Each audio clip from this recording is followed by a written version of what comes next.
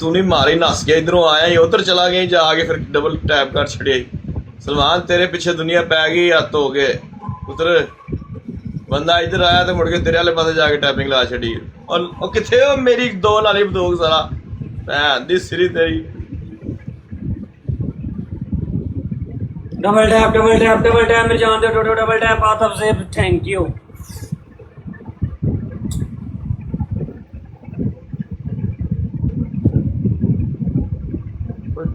ਕੋਈ ਦੋ ਕੁੜੀਆਂ ਚੁੱਕ ਲਈਏ ਨਾਲ